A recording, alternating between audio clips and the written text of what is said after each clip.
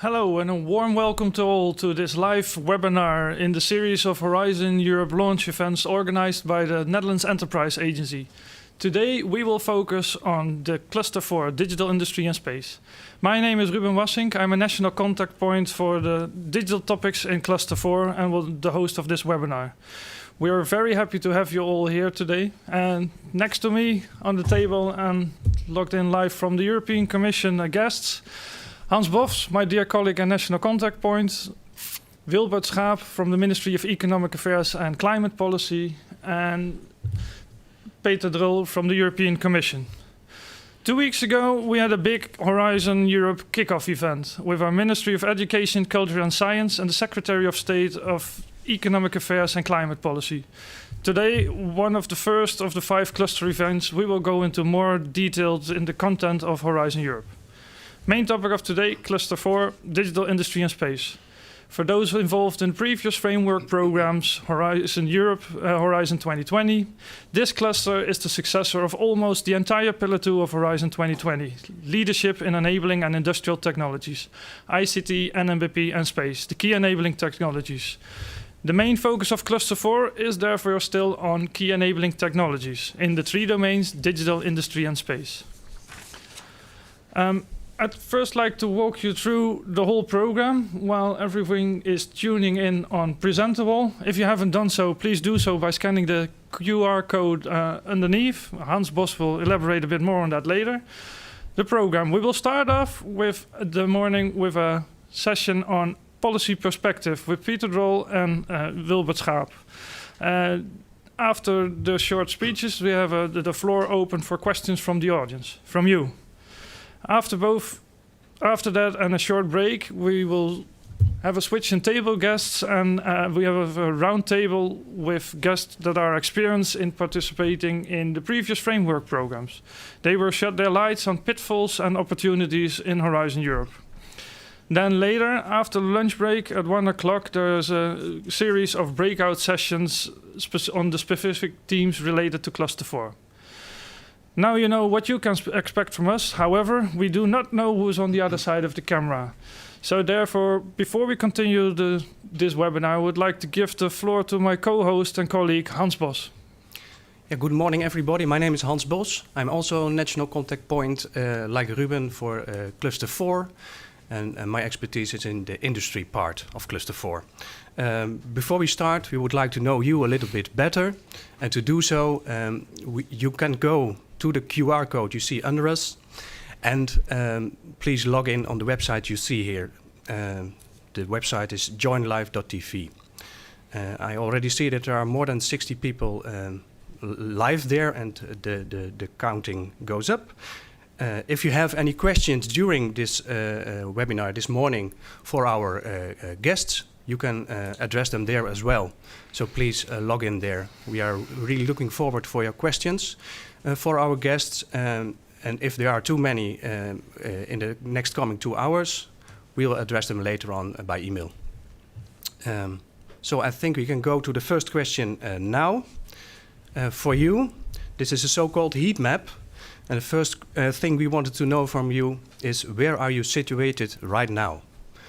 There's already happening something on the screen. Of course, the situation is a little bit only to the limited to the Netherlands. And I see a nice distribution about the complete Netherlands. A few people are living in Germany, and somebody is calling in from, well, what would it be? Brussels, I think. Maybe it's Peter as well, who we'll see later on. And somebody is swimming in the water. Nice to see all of you on the wall. Maybe you can go to the second question. We are curious to see for what kind of organization you are working for. Are you working for a knowledge institute, like a university? Are you working for industry, or more particular, are you working for a small and medium enterprise? Or are you a colleague of us from a kind of government? Or are you a consultant? Let's check what the distribution does at the moment. It seemed that more than 1/3 of the people is working for a knowledge institute, and the same percentage is working for industry, and when we take industry and SME together, SME is coming up now, and some colleagues from government are tuned in as well. Okay, let's go to the third question, I think. We are curious about your experience in the Horizon programs, of course not in this Horizon Europe program, but in the Horizon 2020 EU funding projects. Yes, I was a partner in a funded project. Yes, I even was the coordinator for a project. Well, I tried to, but we didn't make it.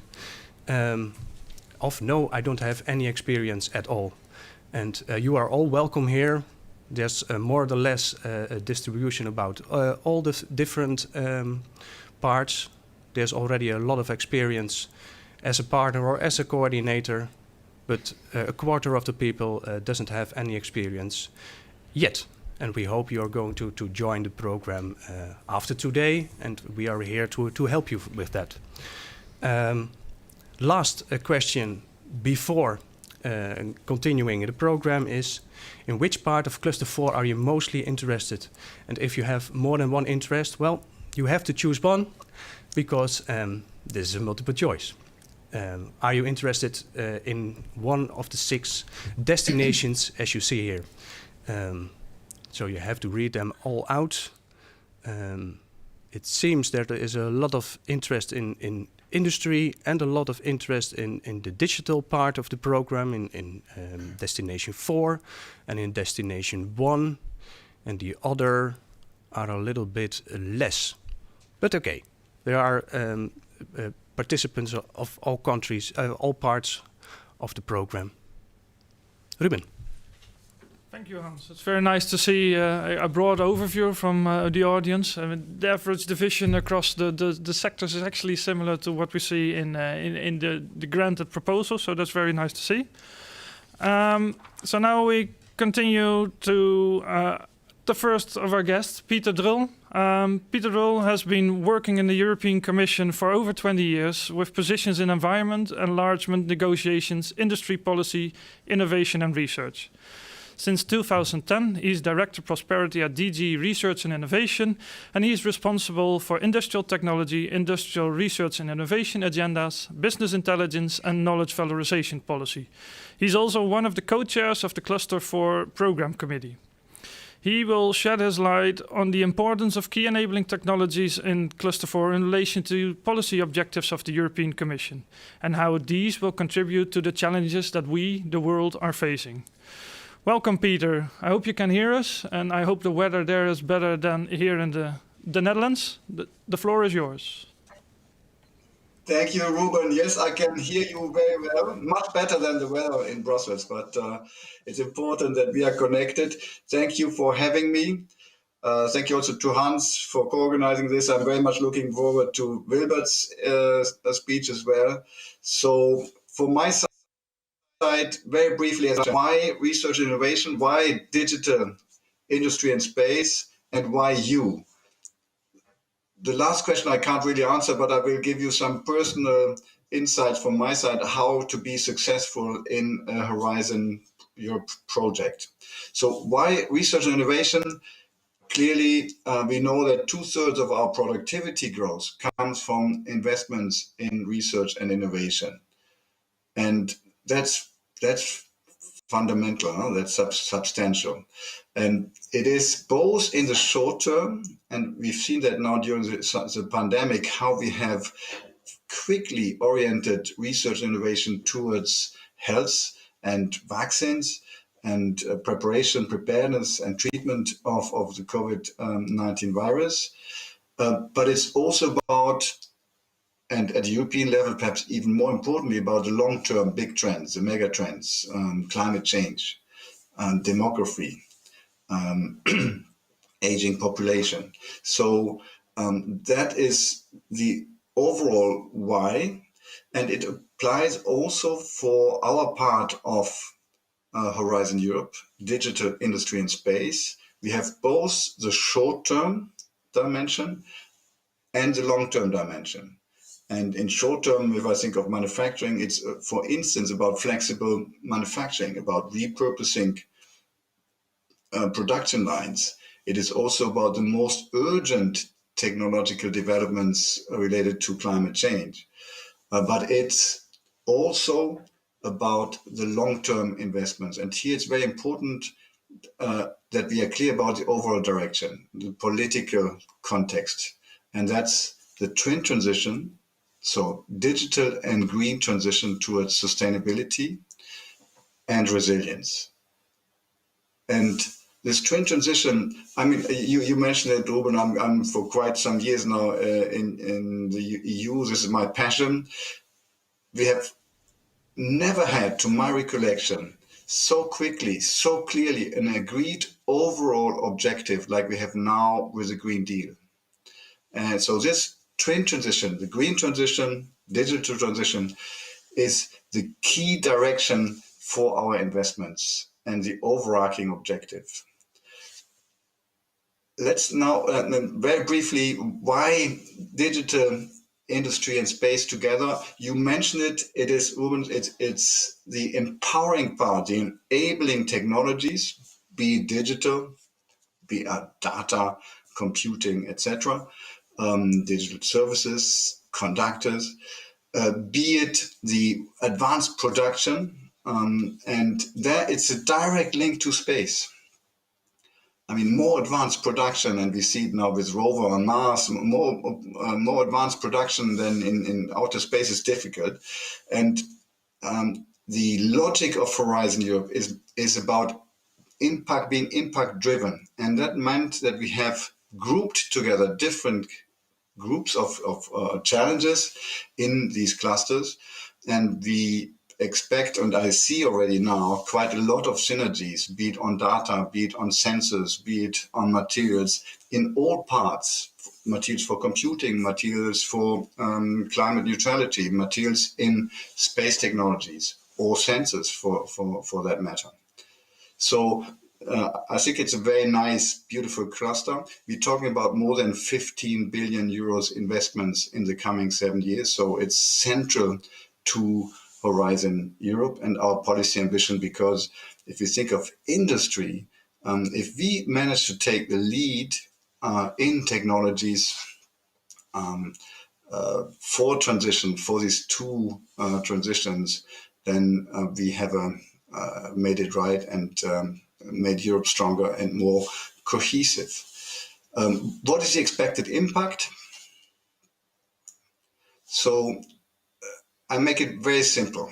We have agreed on a strategic plan for the next 4 years. And 3 of these 4 key objectives under the strategic plan are directly relevant for digital industry and space for our cluster. The first is strategic open autonomy in key enabling digital and enabling emerging technologies. This is about reducing our dependencies. It's not being autark, it's open autonomy. So we still want to cooperate, and you will see this also in our program, with trusted partners, but we need to reduce these dependencies, particularly in digital technologies, but also in other emerging technologies. First, overarching objective linked to the digital transition political challenge. Second overarching objective, highly relevant and central to our cluster, that is the circular, sustainable, competitive economy. And here we talk really about the green transition, which needs to be digitally enabled. So I'm not separating this. It's very, very close together and both relevant. So mastering this transition, where industry stands for roughly 1/3 of the emissions, greenhouse gas emissions. So if we get it right in industry here, and then can also export technologies, take this global leadership also in these industrial technologies relevant for becoming climate neutral, then we have this leadership role we want to have here. The third, so strategic open autonomy, and this is important for all your proposals to have this in mind as overall objective. Second, circular, sustainable economy, competitive economy. And third, inclusive inclusive democracy and so democratic society. That might sound a bit surprising, but it's very relevant if you think of artificial intelligence. If we are not having this in a democratic, inclusive way, but biased, for instance, we will not be successful. Also, if we strengthen the industrial base in Europe, this is a direct policy for democracy. And I'm looking at the watch. I come to my end now. So, expected impact. These three overarching impacts you have to have in mind. Why you and how you could be successful. We want our program to be very, very successful for the EU, and that's why it is also highly competitive. And the work programs we develop together, also with Hans, Ruben, and Wilbert, is because it's co-created. Actually, it's not a thriller. It's not a poetic, but every word has been worked, and this is important for you. So if you are if one of these three overarching objectives I mentioned resonates with you, if you think, yes, what I'm doing is relevant for that, then look at the different topics we have in the for the first 2 years for our investment program, and look very careful at the topic description and identify where you would have the unique selling point. If you are a big organization and it's really you can cover all, then it's perhaps something for you to be the coordinator. If not, what is your unique selling point? Where could you come with a work package of an overall proposal which would address the topic we have described, and where you could make the difference in terms of impact? This is where you could come in. And then it's quite easy to pick up the phone and speak with others across the EU who you think would take a leading role.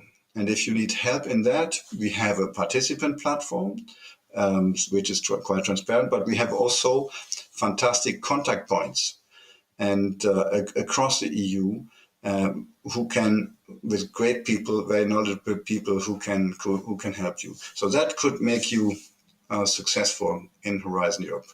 That's, in short, a brief introduction to Cluster 4. Thanks a lot. Thank you very much, Peter, for your insights and also the tips towards the potential proposal writers. It's very nice to hear that the logic of the EU, indeed impact-driven towards twin transition, to put it that way. I think if I remember correctly, Maria Gabriel was saying towards a green, digital, healthy and fair Europe. And I think Cluster 4 will definitely also help in that aspect. Before we go to the questions, I'll first give some time towards Wilbert Schaap, our colleague from the Ministry of Economic Affairs and Climate Policy. Wilbert is the lead delegate in the Program Committee for Digital Industry and Space, and he's also the lead delegate in the Key Digital Technologies Public Authorities Board and Governing Board. He's involved in the AI Data and Robotics PPP and in the Eureka ITEA program on software innovation. Before this, Wilbert was involved in service innovation in financial and creative sector and in the liberalization of the European telecom sector. Wilbert will share his thoughts on Cluster 4 in relation to Dutch national policy, like the mission-driven innovation policy, smart industry policy, and national digitalization strategy. Welcome, Wilbert. Thank you for joining us. And please, the floor is yours. Thank you, Ruben. Well, today it's all about digital industry and space. This afternoon, like you heard, we will zoom in on specific parts of the digital industry and space program in the parallel sessions. But now I want to focus on the policy side from the Dutch position.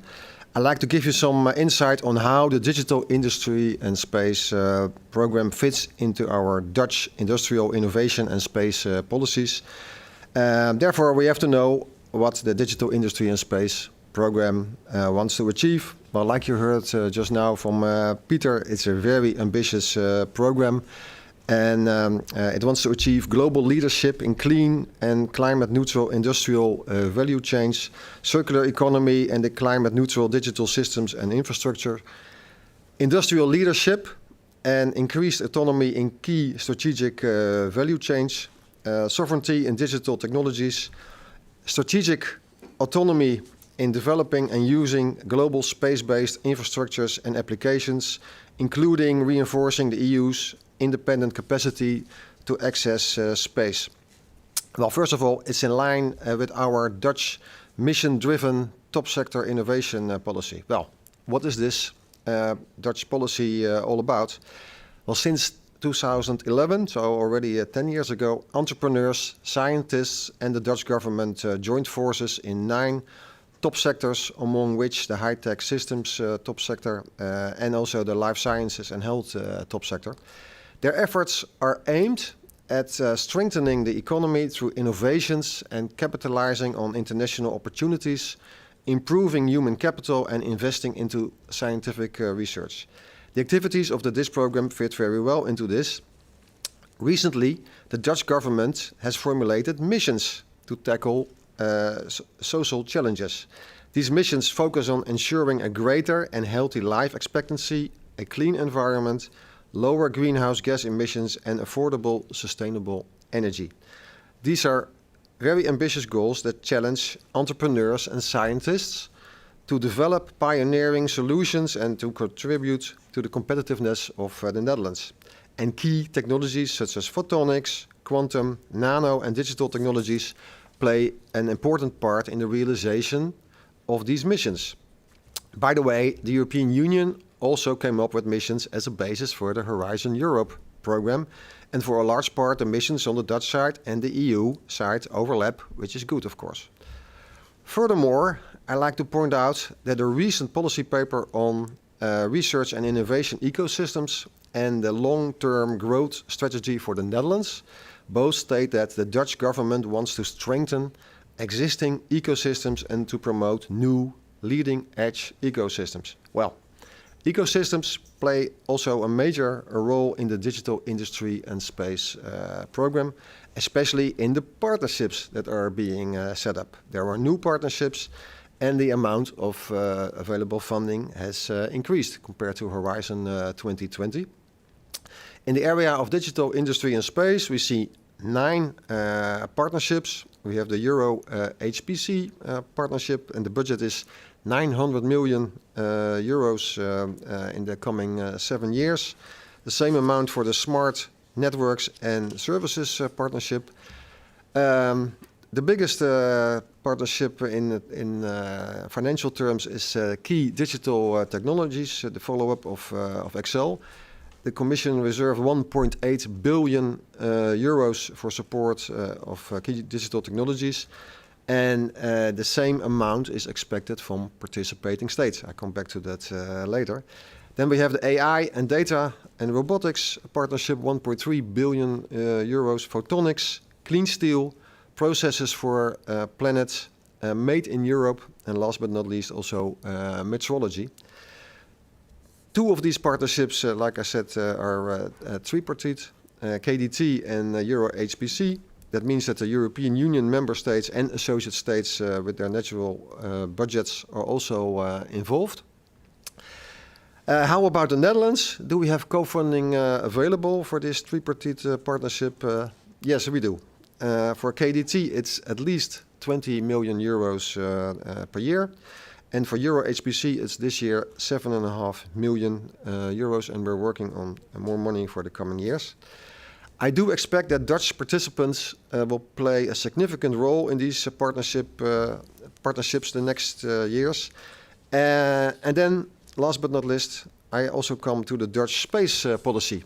It's of course also a very interesting area of digital industry and space program. Very recently, the Dutch cabinet sent a space policy letter to Parliament. The Dutch cabinet set out their main policy goals, among which maximizing the social, scientific and economic relevance of space for the Netherlands, realizing the Dutch contribution to European autonomous and affordable access and use of space. As you see, this has an almost one-on-one link with the ambitions of the space part. Ladies and gentlemen, the size of the Digital Industry and Space program is huge. The total budget is 15.3 billion euros. That's a lot of money, and that's even without the co-funding of the participating states. In the Horizon 2020 program, the Dutch participants had a stake of 7.6% of the total program, and now we expect an even higher percentage. That's my personal idea that we can raise that percentage, because our friends of the UK left the European Union, unfortunately.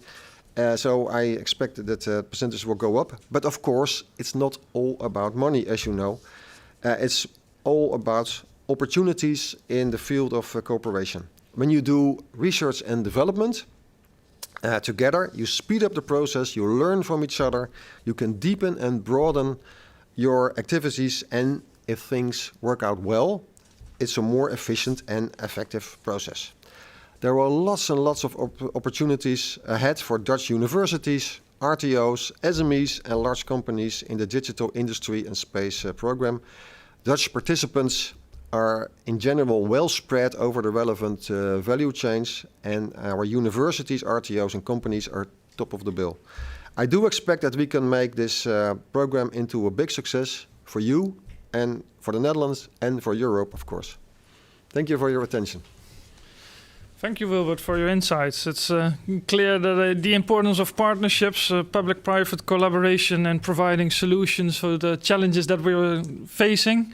And as you also stated, actually, it's on your own you might go faster, but together we get a lot further. Thank you for that part. In the meantime, I look at Hans Bos. We're going to some questions. Are any questions being rolling in from the audience? I understand that the questions are not yet, so please feel free to send in your questions, and we can ask them to Wilbert and Peter in Brussels. Of course, I have a few questions here, and let's start with a question to Peter. Peter, are you there still? Yep. There he is. Yes, I am. Mission. A question about the missions, Peter. That's for us in Cluster 4 quite an unknown area, but for Horizon Europe as a whole, it's quite an important part. None of the 5 missions are coupled to key enabling technologies in our cluster. How can our cluster nevertheless contribute to those missions? Yeah. You're right. None of them is directly coupled to key enabling technologies, but for all of these missions, be it oceans, be it climate change, be it cities, or restoring soil, or dealing with fighting cancer, it is not possible to achieve these missions without the appropriate technologies, and that could be in all fields of Cluster 4. So we are talking with emissions. We want to focus our investments on areas which are particularly important for societies, to have a broader involvement of citizens, and I think you in the Netherlands have been leading this this process you had for defining your own national R&I investment priorities. We have, with missions, tried to engage more across Europe with citizens and put aside 10% of the budget. That's a bit the ceiling for missions under the second pillar, so of Horizon Europe. And I trust that there will be plenty of opportunities for participants in Cluster 4 to participate also in missions. And it's important to understand that our ambition is to go well beyond Horizon funding. It should be a catalyzer for a much broader investment stream across these 5 top teams we have, missions we have identified, and where we will be very clear in monitoring the impact and see, are we on track? So the next step is by summer, this summer, we will have the draft mission work programs. They are not yet there. Contrary to the other parts of Horizon, this will take still a couple of months. And then I think we have to jointly look at these programs and get involved. I think a lot of the participants in Cluster 4 are looking forward to the missions and how they will figure it out. Thank you. There's a question from Chris. Thank you, Chris, for your question. I think this is also for Peter. Wilbert already mentioned the United Kingdom. Are entities from the UK eligible to participate in Horizon Europe? Has that been decided yet? Very important question. And there is good news. The UK has decided to associate, to join Horizon Europe. And we are quite advanced with the association agreement. Of course, we first have to wait until Horizon Europe enters into force. But the idea is, and that is not the first time we do it. We had done that also when Horizon 2020 started with other associated countries. So the idea is that the UK, just as other countries we associated, can be from day one be eligible, even if the formal association agreement starts only a bit later. Everything will be all right with respect to Horizon Europe. Good. Okay, thank you, Peter. A question for Wilbert. Wilbert, you were talking about the synergies. No, you were talking about the programs here in the Netherlands and the programs in Europe. Can you elaborate on the synergies between those programs here and in Europe, and how we can match them or get better from it? Thank you for the question. Yeah, there were lots of synergies the next 7 years that we have to tackle. First of all, we have the Digital Europe program. It's also quite a large program, and it has clear links with the digital industry and space program. In the first draft of the work program, we already of digital industry and space, we already saw the links between them. With regard to space, we have the European Defence Fund. That is also to do with research and development. And last but not least, there is a non-European international R&D program, a European Union program that's called Eureka. And many of you, I think, also have some experience with that. And the Netherlands also supports the Eureka cluster projects. And under the Dutch presidency, that was 1.5 years ago, we reinvented the Eureka clusters. And we also took care that the R&D that we are supporting in the Eureka clusters does not really overlap with the R&D that's being done in digital industry and space. And when it comes to our national funding, we are in the middle of the selection of the so-called Growth Fund proposals. There's a lot of money involved for that. And we also are taking care that there is a clear link between the digital industry and space program and these Growth Fund proposals. So yes, we are looking into these synergies, and I think it's very important to make sure that we got the most out of the taxpayers' euro that we're putting into these programs. That's very good to hear. We are all taxpayers, aren't we? Absolutely. A question from Valentina, also for you, I think. Thank you, Valentina, for the question. Will the Netherlands take part in the EU SST partnership? I don't know. That's a very honest question. I have to look into that. We take that question with us, yep, and see what we can reach on that point. Andrea, thank you for your question. Thank you for the clear overview of the cluster and Dutch position and the activities within that area. My question is regarding the connection of industrial cluster with Pillar 3, Innovative Europe. How will the outcome be monitored, and where do you foresee the links? I think that's a question for Peter to start with, and maybe afterwards Wilbert can reflect on it as well. Peter. Yeah, thanks a lot. So the European Innovation Council, Pillar 3, basically that's about Pillar 3, is the new kid on the block. So we have for bottom-up blue sky research, the European Research Council, and now new the European Innovation Council, which we have prepared during the last 3 years under Horizon 2020. Actually, it will be launched this Thursday by our President von der Leyen, because the work program for the EIC will enter into force already a bit earlier. So that might be a very interesting moment for you, because it's highly relevant. Here we have basically two streams of action. The Pathfinder, so this is short-term projects with small teams to develop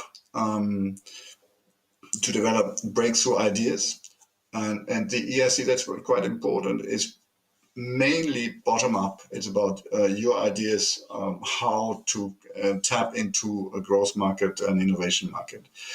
And the second is what we call the accelerator. This is mono-beneficiary funding, can be mono-beneficiary, which is an exception we have also for the European Research Council. And here we have a little revolution in terms of our ambition and the instrument, because it is both possible to have there both a grant, like you have with classical EU research grants, and capital. So we go up to several tens of millions funding and taking equity then in companies as the EU. That was quite a big step for us. We have a first case now with a French company in cancer research, where we give substantial investments in addition to the pure research investment, and take equity in turn. And so both instruments can be quite relevant, and relevant whether you're a company or a university or research and technology organization. These instruments can be relevant for you. You could also take some ownership, because we have under the European Innovation Council portfolio managers who will look into how to bring the results from different projects under both parts of the EIC together and increase impact and accelerate market entry and rollout. That is also a new opportunity you could seize under the European Innovation Council. And we have to, I would say that we should look at the relation with Cluster 4 as one possible stream. Yeah? So from lower technology readiness levels to higher in our cluster, but when it really gets then fast into the market, the EIC is a very good instrument to take it up. Thank you, Peter. It's good to know that this afternoon there will be some workshops on the different parts of the EIC pillar, which all our followers today can follow. A last question, because we are out of time already, is from Karin, and maybe Wilbert, you can try to give an answer on that. How can universities join a partnership? That is quite easy. I have lots of experience in the Excel partnership over the last 7 years. Lots and lots of those universities took part. There are so-called PO days, where all the potential stakeholders in a certain area come together. All over Europe, they gather in Brussels or another city, and they discuss on the research topics that they are most interested in, and they come together and see if they can come under the umbrella of one particular subject, and then they develop together these research proposals. And I think there are lots and lots of opportunities. We have funding available for the tripartite partnerships, and Our Dutch universities have played a major role in the Horizon 2020 program, and I expect under the new Horizon Europe program, this will at least continue and even be better. Thank you. Okay, well, thank you, Peter, and thank you, Wilbert, for sharing your insights on and actually how the participants of this webinar can help in the EU in solving, on the one hand, the challenges we're facing and simultaneously creating European sovereignty in various value chains, and with that creating new markets and getting, the European economy at its top. With that, the policy part of this morning comes to an end, and so thank you, Peter, and thank you, Wilbert, for sharing your insights. And Peter, I hope to see you soon in the near future in real life. The second part of this morning was more focused, as I mentioned before, to discuss with experienced participants that I have been involved in the previous framework programs on what can you get out of participation in Horizon Europe. They will come from university, RTO, and an SME in the Netherlands. But before we do so, Hans will briefly elaborate on what the Netherlands Enterprise Agency can mean for you, the audience, when you're going towards participation in Horizon Europe. Please, Hans. Yes. I will do. Peter was already addressing it in his speech. There's a network of national contact points all over Europe, and within the Netherlands it is a part of the Netherlands Enterprise Agency. Both Ruben and I are two of those national contact points, but we have a complete team in all parts of Horizon Europe, and we are there to help you. So that's the summary. We are there to help you.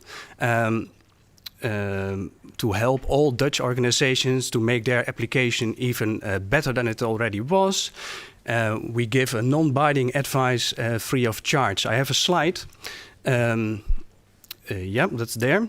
Of course, we are not experts on the content, but we do have knowledge of the domain. Moreover, we have a lot of experience reading proposals and commenting them in order to improve the proposals before submitting. Here you can see some questions you can raise to us when you are thinking about a proposal, or maybe only thinking about where can I be in the program, where could my research fit in? Do I stand a chance, for example, is such a question, or how do I write a winning proposal? And also questions about financial and legal consequences you can ask to us. I think that's enough for this moment. Ruben? Well, just wondering, what would be the best time for people to approach us in the application process? Well, I would say today, but maybe not all of you. And we're still here in the studio. But it would be a good moment to start when you're only thinking about writing. So that's the best moment we can help you to see which part of Horizon Europe fits the best, or doesn't fit at all. And we can give a fair idea about it. And that's what we would like to do with all of our Dutch clients, so to say. Yeah.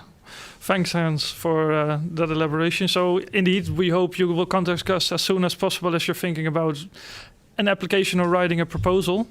That brings us to the end of this session. Thank you, Hans, also. We're going to change seats for our next guest. After a short break, we're going to discuss the experiences of the three users of a previous EU R&D program. Meanwhile, please watch the short video by the European Commission about Horizon Europe. Every great project starts with an idea. They're brought to life by our excellent researchers, entrepreneurs, and citizens. Together, we will transform these ideas into new solutions to recover from the global pandemic and ensure a green, digital, healthy, and fair future for everyone. With a budget of over 95 billion euros, Horizon Europe, the new European Research and Innovation Programme, will boost Europe's scientific global leadership, excellent science, and breakthrough innovation. Address the societal challenges that matter the most to you through our EU missions.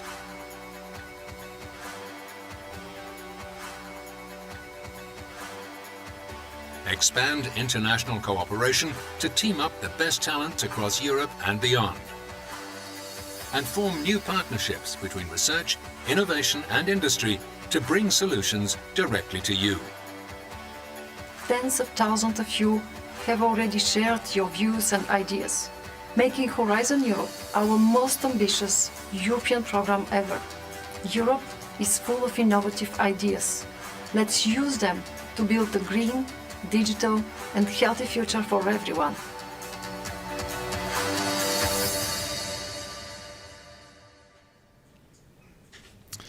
Hello and welcome back, everyone.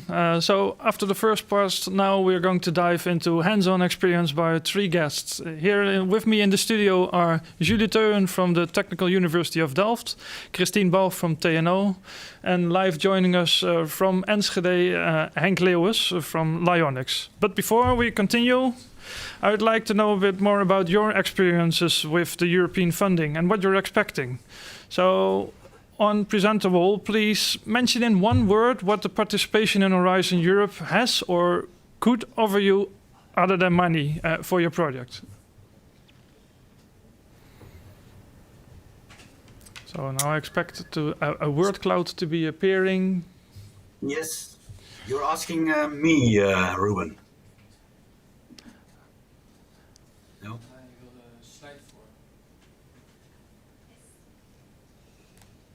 So there we see collaboration, of course, network, technology development, more connections, contacts, spin-off partners, growth, expertise, very good, the expertise that you're missing. The same counts with knowledge development, knowledge from other countries that are strong. More collaboration, innovation, broader scope and research base, so beyond your own research base. Complementary collaboration, again, see a lot of things coming back specifically on, of course, networking, recognition, so becoming visible, relevance. So all are indeed a bit in line what we are expecting. I see Christine Balch nodding and Julie as well. Thank you all.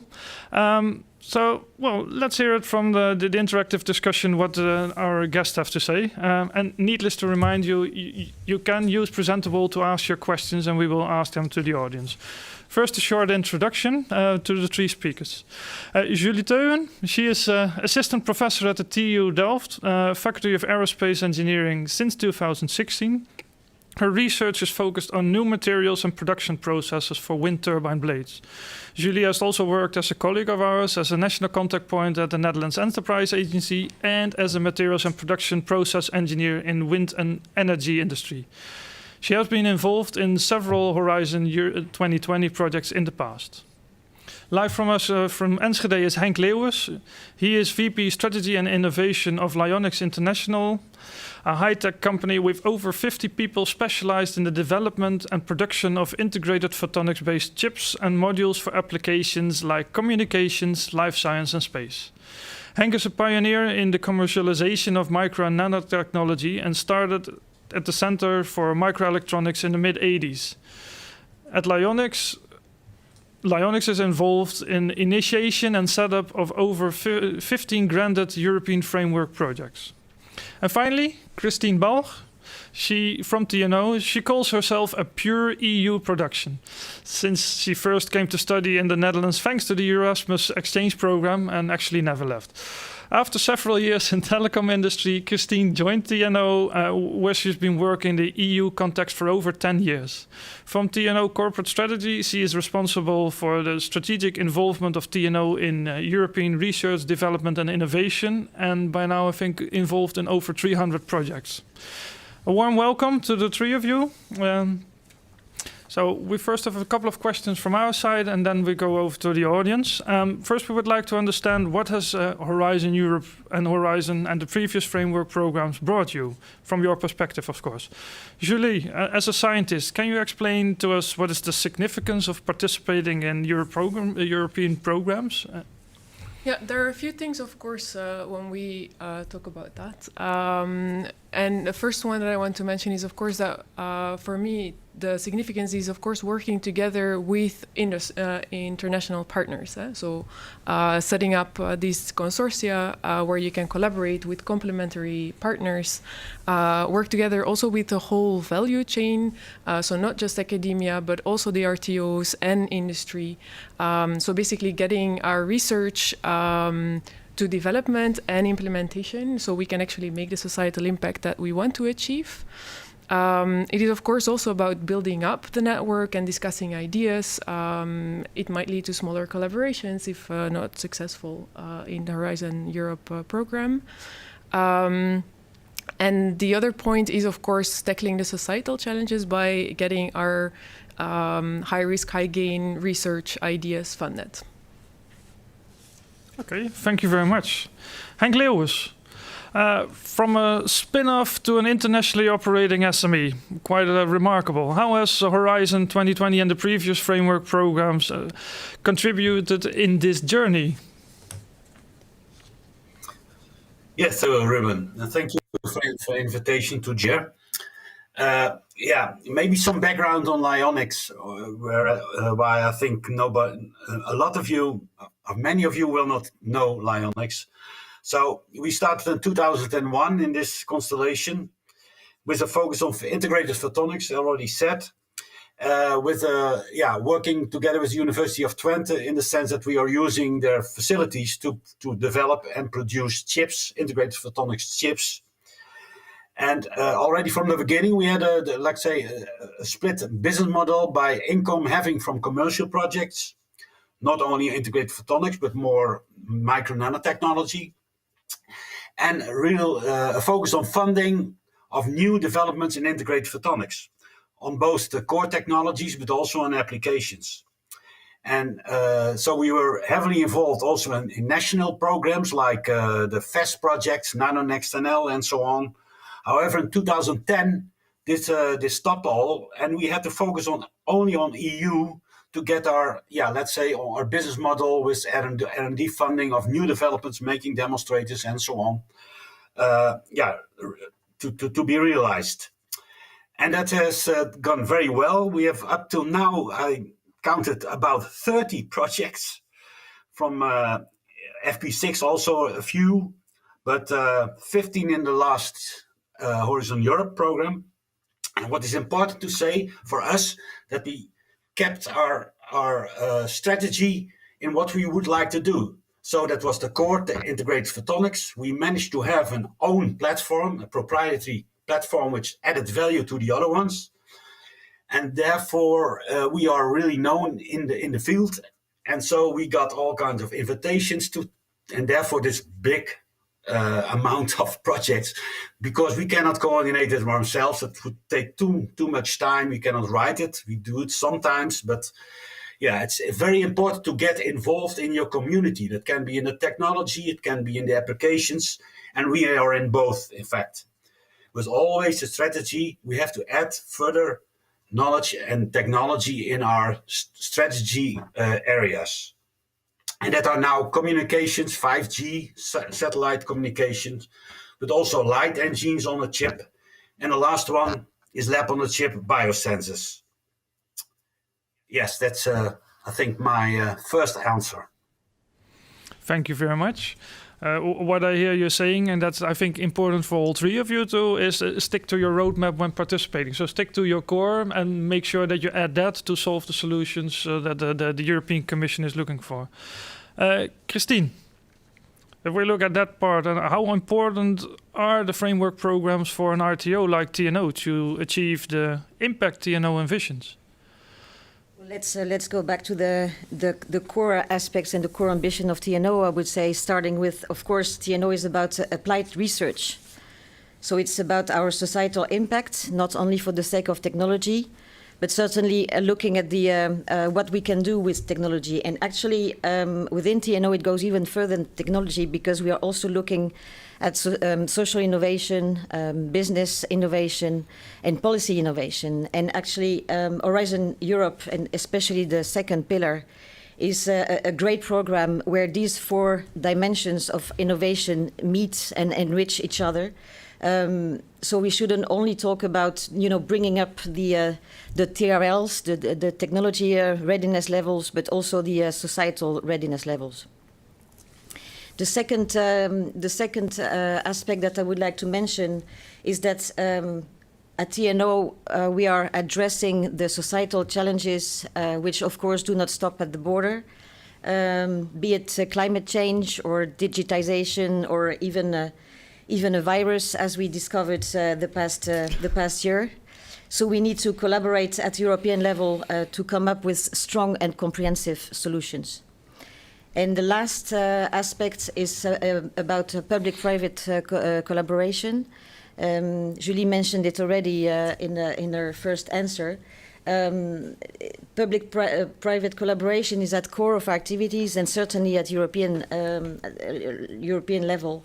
It was also mentioned. I found it interesting in the word cloud. It gives us access to knowledge that maybe we do not have in the Netherlands. Or facilities, and it also makes it possible to bring some knowledge and expertise back to the Netherlands after the project. And it's all about complementarity. It's all about complementarity of the partners. If I may give you an example, last year the Research Executive Agency of the Commission decided to promote the EU-funded projects and the results that are achieved thanks to them. And they selected 10 from the whole portfolio of EU-funded projects. They selected 10 innovation breakthrough projects. And we were very happy at TNO to discover that we were actually active in 2 of these 10 projects. So great achievement indeed.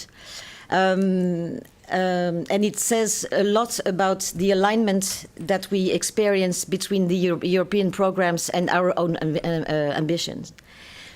A couple of years ago, Pieter Drull, who was also in the program this morning, said as a closure of a conference, "I want Europe to be the best place to live." And I think that the program like Horizon Europe is actually a very an excellent program to get closer to that ambition. Okay, thank you very much. That is quite staggering indeed. That what you mentioned about the collaboration, how knowledge and technology. On the one hand, you want to bring it further, but you don't have everything. So collaboration is important to get technology and knowledge further, but also, on the other hand, making sure that technology and knowledge will start working for us. Absolutely. So it's quite clear what the program can bring, but then how can we connect? How can people participate? I mean, Pieter Drull already mentioned something, and you also slightly touched upon it, but I would like to know a bit more. How do you get in a consortium, or how are you getting involved in the drafting of call text, etc.? Julie, can you share your experience on how researchers get involved in consortia? What's the most logic way? Yeah, first of all, of course, it starts with your own personal network. So it is picking up on the ideas and the collaborations that were initiated, for instance, through previous proposals or discussions that you had with top researchers or top RTOs and companies. And basically through discussions, you come up with nice ideas, and then you see based on the project ID that you generate, who would be interesting to get involved as well. And based on that, you get called into a consortium, or you start your own proposal and build the consortium yourself. We also typically see that new project ideas come from the previous projects that you have been doing. So that typically helps a lot in getting consortia built. Of course, there's also networking events where you can pitch ideas or hear ideas and say like, I could contribute to this, and set up discussions that way. And I also know, of course, that the team at RVO can help building those consortia. If you have a project idea, they might help you to find good partners that you might not know yourself. Okay, thanks. So if I would really summarize it, is reach out, go out and check, Exactly. Just reflect on the ideas you're having and get further. Okay, Thank you. Henk Leeuwens, your organization, Lionics, is also actively involved in the Photonics Partnership, nationally and internationally. Can you tell a bit more about what this brings to you? Yes, we are active in that sense that our CTO, René Heideman, is in the board of stakeholders of Photonics 21, which is still existing and in fact from Horizon Europe. Now for Horizon 2020, now going to Horizon Europe. There will be again Photonics Europe. In the let's say in the ecosystem of photonics, they are a little bit disappointed that the photonics is not chosen to be a big one in that sense, that there will be budgets and so on. So it will be only the definition of topics, which was also the role in Horizon 2020. And we will try to help, of course. For the money and for the projects, we have to rely on the key digital technology partnership. And it's a pity to see that up till now, let's say the photonics area is addressed, but it's rather dominated by let's say the old microelectronics ecosystem, and I hope that it will be possible to enter a little bit more with photonics in this KDT, but it's still in definition phase. So let's hope. Yeah, and not to forget, of course, in the Netherlands we have a strong ecosystem with Photon Delta, which is set up in the Netherlands with from Eindhoven, Twente, Delft. And we really have a top position in Europe in photonics, in integrated photonics. Yeah, thank you, Henk. Yeah, indeed. It seems a bit like integrated photonics is actively integrated, to put it that way, in the various partnerships. You also see, of course, the link towards the quantum flagship within Cluster 4. And, of course, parts of it are also touching base in the smart networks and services joint undertaking. So it's a bit difficult to get a good grip on where can we find photonics. So I hope also that will become more clear in the future. But there are some challenges ahead, of course, but also some that we can take because we're closely involved. Christine, if I jump to you, and we already discussed a couple of partnerships. Now, what does involvement in those partnerships bring for TNO? Well, actually, we are active in most of the partnerships. So, of course, for us, it's an important activity. The networking is the first aspect that I would like to mention. It's meeting up with people. You know, such a partnership is really a coalition of the willings. And it's actually, I think, also very inspiring for colleagues to go and meet up and measure up with their peers. Because that's the place to be if you are working on photonics or on big data, or you meet like top-notch actors in that domain at European level. So that's that simple. The second aspect is about agenda setting. So together, the partners within such partnerships set up the research agenda for the coming years in Europe. And there you can really influence the program yourself by bringing in indeed what is important for your roadmap. And you mentioned the alignment for your organization, but I think also for the Netherlands, I think it's important to take part in these partnerships to indeed make sure that there is an alignment and an enrichment of both programs, and at national level and at European level, and that they actually mutually enrich each other. So I think it's important. And I mean, the inspiration that you get by taking part in such a network of people who are really excellent in the domain you're also working in. Julie mentioned earlier that to be successful, you have to reach out and expand your network. Well, this is an excellent way of getting in touch with new people, with new industrial partners, with new SMEs. So this is what it is important for us to take part in the partnerships. So I would say that by joining a partnership, you really actually, well, you already said coalition of the winning, but by meeting your peers, you get even stronger. And it's an easy and quick way, well, not quick, but an easy way to at least plug your roadmap, your research and development agendas, and the priorities of your own organization. And also provide, improve your positioning at European level, positioning of your own expertise, which means also, I mean, the partnerships are not only about the content; it's also about getting to know people and working together on the agenda, the strategic research agenda. It means also that when it comes to setting up proposals, you know each other already, and you have been able to position your own expertise during the process. So of course, it's much easier to also be recognized an expert on this domain, and be included in successful proposals. Yeah. And I can even imagine that while you're in discussion within the partnership, the project ideas start automatically to arise, and it makes writing even better. So thank you for that. Let's see if we have some questions from the audience. They're on the screen to my right. I have a question for Henk Leeuwens. What would your advice be as a small startup to best join a consortium? What's the best route? Where should we start? Henk, do you have a suggestion for Gerald?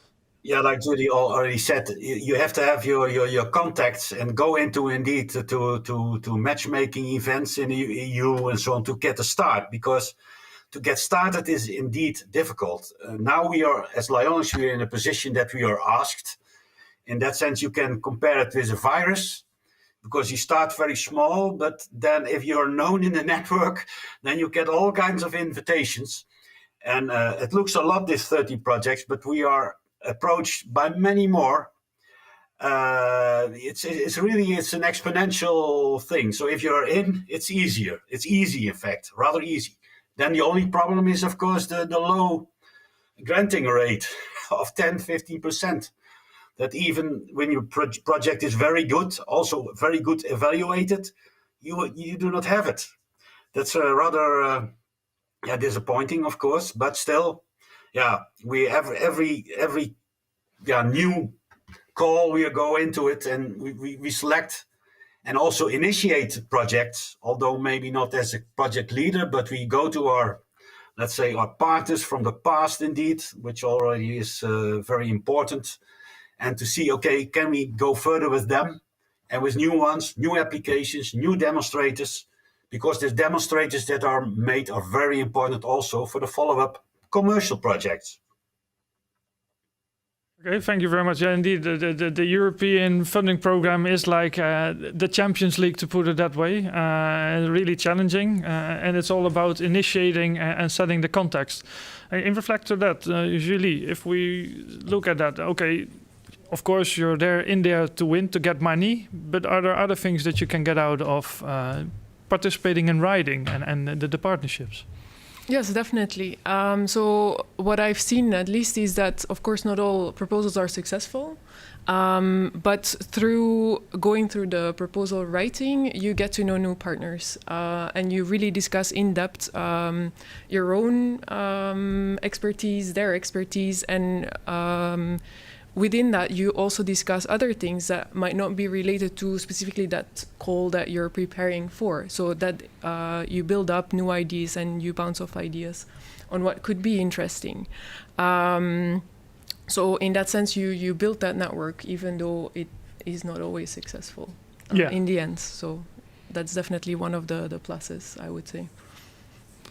Okay, thank you. And Christine, can you add to this question? What does TNO get out while writing but not winning a proposal?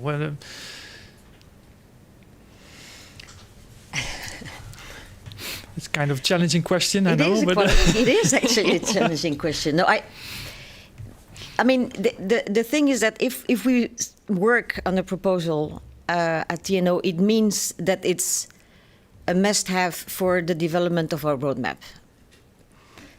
So anyway, when we work on a proposal, it's a strategic choice, and we need that research to bring our roadmap further. Which I think, anyway, it makes you collaborate with other actors, and hopefully that's you will be able to work on it again, be it at European level or in other programs. But it's a piece of knowledge, of expertise that you need for your own portfolio, and hopefully which is also very much needed by the industry. So, yeah, I mean, we are very sad when we don't win a proposal, but always enthusiastic about the process itself. Well, that's also indeed can be very entertaining as well, I would say. And what I hear you both saying is that participating does not only in writing a proposal, also contributes to strengthening your own view on your roadmap, your research ideas, and the other aspects. Okay, thank you very much. I see a short question from Vecca Bagger. I'm new to this. Where can I find the information given by the speakers? The information can be found at our website, www.rvo.nl. There you can also find all the contact details for the national contact points within our team. I see another question here from Albert. We have a very good solution for secure, interoperable sovereignty communicating / working between government, corporations, etc. How can we participate? I think it might apply for this idea, but actually it might apply for all the other ideas. Say if we start from a point of, I have a good idea on I don't know, what's collaborating between various organizations, like Albert is stating. What would be the best approach? Christine? Well, I think that first of all, you start looking at as soon as the calls are open, the information, the work programs will be made available through the portal. So that's definitely the first step that I would take. And well, if I were Albert, I would definitely also look at the existing projects in his domain. You can find the information, also it's public information, which projects are running already in the domain of what he wants to work on. You make an analysis of the successful consortia, you try to get in touch with these people and ask them, what are their plans for the future and how you can contribute. But it's really the information it is there, and I can imagine that it's sometimes it's quite complicated to find your way in the right bunch of information. But RVO plays a great role in helping people finding their way. So I think Albert should call you in the first place. Welcome, of course. And actually what I hear you saying is in line also what Julie was stating before. Also look in ongoing projects and previous projects to see what kind of partners were involved in certain topics and where you can continue from that. So another question. I mean, Wilbert already addressed the very good results we were having in the past. And if you look at ICT and MVP, I mean, it's like 7.7% of the budget was flowing back to the Netherlands, whereas we put in about 5%, so it's like a profit for the Netherlands, the Horizon Europe program, the Horizon 2020 program. And of course, we need to make the Horizon Europe program the same. So I'm going to ask this question to you, Henk, because I think in the area of photonics, it seems to be the biggest challenge. How do you think that the good results that we were having in Horizon 2020 can be maintained in the future in Horizon Europe? What kind of steps are you taking there? Yeah, I don't think there's really something new. What even will be more important, I think, is to have a good consortia. And more,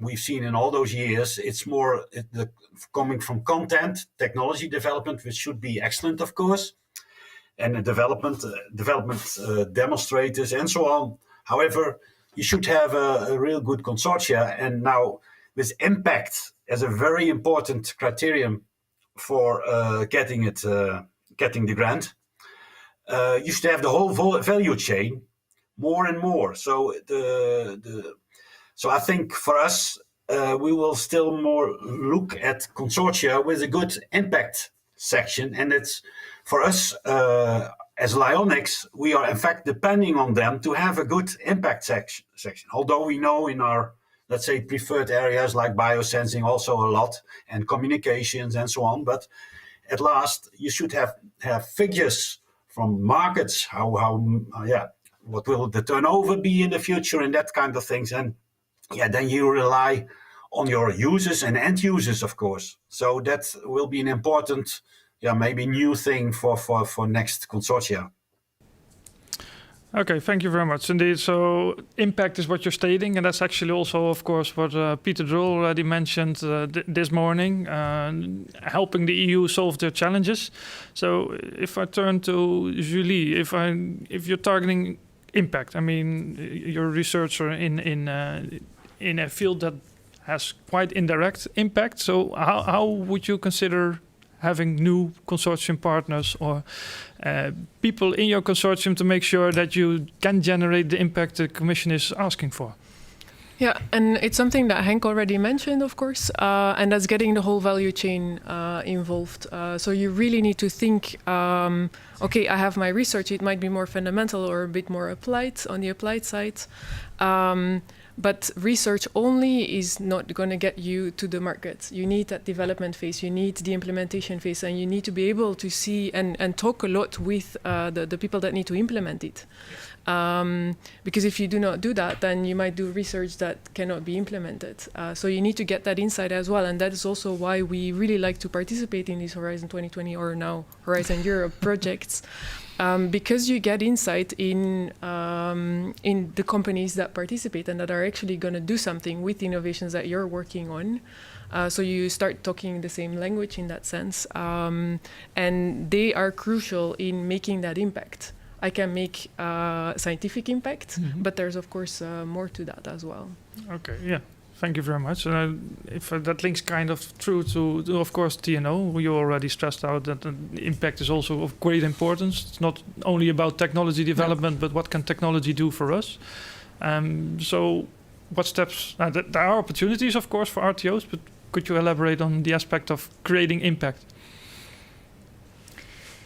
Well, I think that it's not only creating impact, it's when you're writing the proposal is already having a vision of the impact you want to achieve. Because I think also that if you have that vision and if you can see already where this is going in the future, so not just after the project and the project results have been delivered, but also on the longer term, then you can really talk about impact. Which means, again, that you also have to understand within your own roadmap and together with your industrial partners where such a collaborative research at European level project belongs. You know, where does it, what is the positioning within your own portfolio? And I think it's all true for university, for an RTO, for an industry. Henk mentioned that also within his activities. So it's really, you have to, I think that if you can tell the Commission where this fits in their own ambition and where the connection is with your own knowledge development, then, I mean, it's obvious that they are going to find it interesting because you are strengthening each other, not only for this project, but also for the longer term. Yeah. Okay. It's on both sides. I was just reflecting on the question that I saw also popping in view. I think you can answer that also nicely from Lieke Michels van Kessenich. What is the role of SSH in technical projects? Christine? Well, I mentioned it as my first point, actually. Yeah. I mean, it's not only about technology. It's also about the policy context that you need to adjust, to adapt, to think of before technology reaches the market. It's about the social innovation. I think that one of the most important things is that the European citizen need to understand better what research and innovation do for them and what the EU funding does for them. I mean, the Commission, and then we'll start talking about impact again. The Commission sees itself as the guardian of European tax money. And then they have to also show that the investment has brought great benefits and great impact for the society. And not only in terms of technology, but again, policy, social, business. Yeah. Okay, thank you very much. I see another nice, really practical question. I think you can all three answer really shortly on that one. I can't see the name, unfortunately, but it's by André. How much time should I allocate for writing a proposal? So if you could all mention two numbers, one as a partner and one as a coordinator of a proposal. So how long would you estimate, usually? That's a difficult question, actually. I know. Because it's not just writing a proposal, but it's also doing the talks with the consortium and really getting everyone aligned. So typically you start from the time that the call texts are out, you start building up the consortia or getting involved in consortia. So basically from that time till the call deadline is when you're working on it. But that's of course that's not giving the length of the time. But I would say definitely 1 to 2 months, something like that. So it's really, I mean, it will be a few weeks that you're working on that intensely to get a good proposal. Yeah. And you need feedback round, so it's way longer in time, I would say. And Henk, I hope you're still with us. It's very much, I would say. So in the really strategical things, then we are also helping very actively to set up the consortium. So, for instance, we have one head on companion diagnostics, and we were not the lead, but I put maybe, let's say a full month of work in it. But we also have where we are asked rather late, and when it fits, okay, we say okay, we go into it, and then it can be a few weeks. So it varies very much. So in short, I think that Christine would give approximately the same answer. So make sure that if you want our coordinator, take sufficient time. And at the end, probably, like with all deadlines, probably make sure that you have some evenings reserved for writing as well, no? Exactly. And it was mentioned also earlier this morning, start early. Yeah. So really make sure that you start early and that you start, again, with the, I would say, the end in mind. So already envisioning the impact that your project is going to have. Yeah, well, I'm going to ask you one last question, Christine, and then we're through our time. It is the question by Ninon. How important is geographical distribution of the partners and the balance in academia, industry? Well, geographical distribution certainly important. Balance academia, industry also, but it really depends. I mean, each proposal is unique. So you really have to look at what is needed within the topic which is being proposed. But these two aspects are definitely important dimensions to take care of. You have several different types of projects, so the RIA, the EAS. So each time you have to really have a strategy and a good view of what you want to achieve within your project. Geographical distribution, certainly also looking at Eastern Europe and Southern Europe, because there is knowledge and expertise available. So that there, I mean, it's all about complementarity and covering the value chain. Yeah, indeed. Covering the value chain, and of course, still, although impact has become more important, the excellence of the work still counts. So that's where the core is. And actually, with regard to the geographical distribution in the current framework program, the European Commission has also set up a new call, kind of add-on or hop-on for Eastern Europe and Southern countries. More about that instrument later also in the afternoon. We will, in the various session, also elaborate on that. Thank you all for your insights. I think I want to ask you all one final question. Successful participation is a matter of luck, but guided by knowledge. In 1 minute for each of you, what is your tip for future applicants? Julie? I would say, of course, you really need a clear focus. It has been said before. We need a really clear focus and a clear innovation where you build your story around within the proposal. That, of course, fits within the context, obviously. It has also been said by Henk, you need a top consortium.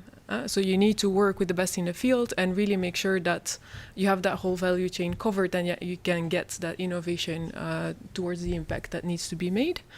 And another tip is, of course, when you're writing the proposal, you're so stuck into the proposal that you don't see anymore what you're writing. So you really need to get your proposal read by other people, and for instance, at RVO, but also other people can help strengthening that story so that you really see that that story is clear.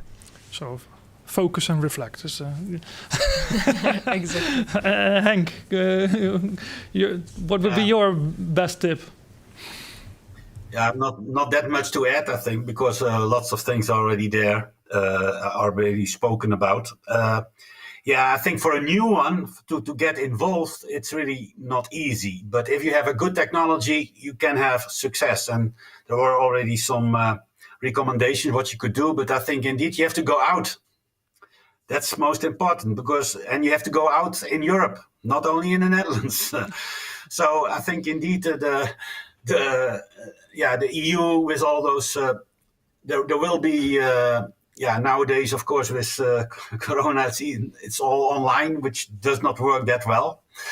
But indeed, go out and go to these events for where the work programs are announced and so on. And indeed, have a look, of course, in the topics. If there is not a topic that fits you, then it's useless to try to get into it. So that would be the first one. Look at the work programs that will be published in a month or so, I think, isn't it? So, and if you see one, and then go for it and be focused.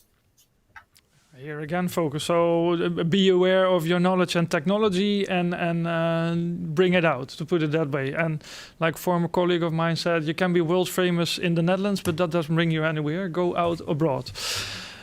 Christine, your final tip, please. Well, indeed, you have to know what you have to bring to the table, but I think also that you have to make clearly the link with how your project, your proposal is going to strengthen the ambition of the EU. So you have to embed it in their own, in the ambition of the European Union, of the Commission. Make that clear, and again, at technology level, social level, business level, or policy level, and the combination of it, and tell the story. I mean, we see that the topics are more and more requiring multidisciplinarity, which means also that the evaluators which will be looking at your proposals are not always experts in your domain. So they really need to understand from the inside what your proposal is about, and if you win, what your project will be about. So I don't think it's, Henk, correct me if I'm wrong, but it's not photonics only, it's photonics and what it's going to do for society. No. And I think so you really have to tell the story, and again also so that the European citizen understand what research and innovation and the funding, European funding, is doing for their life, for you know, innovation for life is the motto of TNO, and there's the link. Yeah, definitely. So tell the story, how to help the European Commission in solving their challenges, our challenges, to put it that way. Okay, thank you very much. We're now coming to an end of the morning program. I would like to thank the guests of this morning. First we had Peter Drull and Wilbert Schaap, and also, of course, thank you Christine, Henk and Julie. We would also like to thank the studio and the control room for their endeavors to make this webinar technically possible. And of course, a warm thank you to all of my colleagues, fellow NCPs at Team IRIS in preparing this session, but also all the sessions this afternoon. We're showing them on screen here now. Hence announced earlier, please contact us if you have any questions regarding Cluster 4. This afternoon, starting 1 o'clock after lunch break, we have various breakout sessions. They're on screen now.